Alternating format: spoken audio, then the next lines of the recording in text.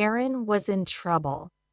She had no money, no job, no husband, and 3 young children.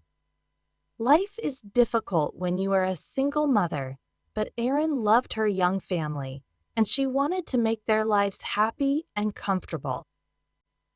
Day after day, she read the local newspapers and called for jobs, but every phone call and every phone call and every interview was unsuccessful. It was time to try something new.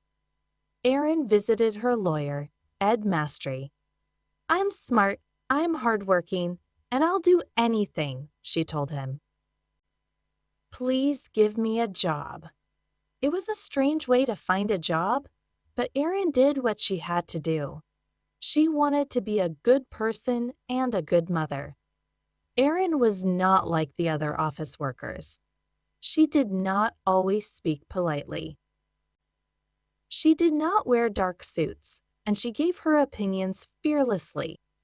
She worked hard, organizing papers into piles and boxes every day. But the work was not challenging for a smart woman like Erin. Soon, she started reading some of the letters in the lawyer's papers to make her days more interesting. Erin was a careful worker, and she wanted to do her job well. One day, she found some people's health papers in the same box as their house papers. This was unusual. Why are these together? She thought. Maybe there's a mistake. She started looking at the big box of papers, one page at a time. It seemed that a large electricity company, Pacific Gas, and electric company, PG&EI, wanted to buy hundreds of houses in the small town of Hinckley, close to their electricity station. But why? Why? More importantly, why were the homeowners' health papers in the same boxes? It was a mystery. Erin could not sleep that night. She was worried.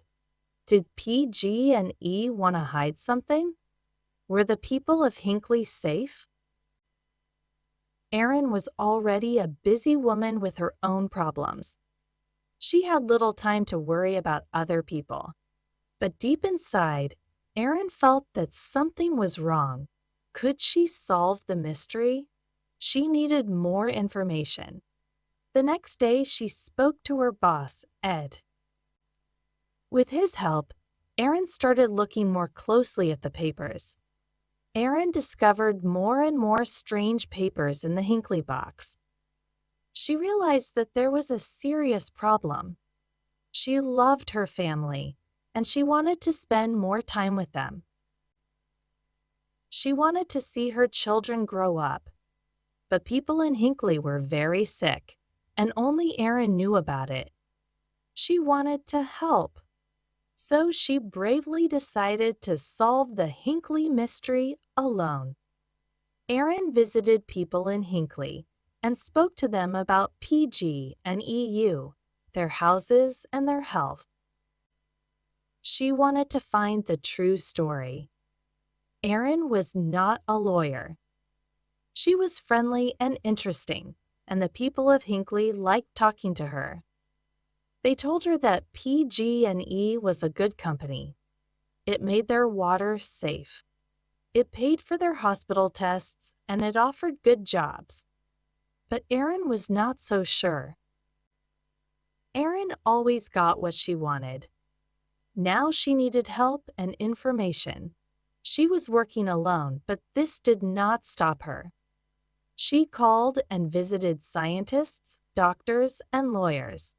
She talked to anyone who could help her, and every day she worked hard. At last, she got the piece of information that she really needed. PG&E was poisoning the water near Hinckley. PG&E is one of the biggest companies in the U.S., and people liked and trusted it. But Erin realized that the company told lies. The water was safe, they said, but they were poisoning it.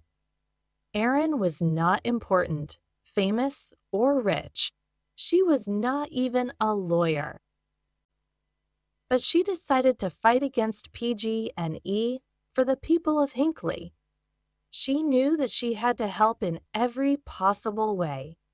How many people were poisoned in Hinckley? Was anyone in danger? Erin returned to the town to find out. People knew Erin now. They trusted her, and they talked honestly about their health problems. Hundreds of people in Hinckley had terrible illnesses, and some were dying.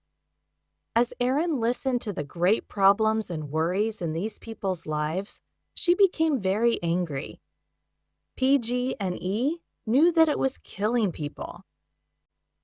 It was expensive to clean the water from its electricity station, so the dirty water ran into Hinckley's river and drinking water. Now, the company wanted to buy the houses and keep the secret. It was not worried about the people who became sick. It was worried about possible payments to those people. Money was a big problem for Ed's mastery, too, at this time. Erin's work was important. He knew that. But lawyers only get paid when they win. It was almost impossible for a small local law office to win against PG&E. Ed was afraid, but he was a brave man, too. He trusted Erin and Erin's courage, and hard work carried them through the most difficult times. From start to finish, Erin's work for the people of Hinckley took more than 5 years. During that long and difficult time, Erin and Ed made a great team. As Erin talked to different Hinckley people, her name and face became famous in the town. She had to be careful, though. She did not want PG&E to know about her work. As more people told their stories, Erin got the necessary information. She worked longer and longer hours. She still had a family to look after, too. Her body and mind were tired, but she knew that quick action was important. Finally, it was time to fight PG&E. Erin and Ed sent 634 notices for lawsuits, from their small office to the large, expensive offices of PG&E. It was brave, but was it crazy? PG&E was a dangerous enemy. Was this the end for Ed's company? When PG&E received the notices for the lawsuits, its lawyers immediately realized the danger. The sick people of Hinckley wanted a lot of money from the company. More lawyers were brought in on both sides. The lawsuits were too big for Erin and Ed alone, but Erin continued to work on them. The Hinckley people were her friends now.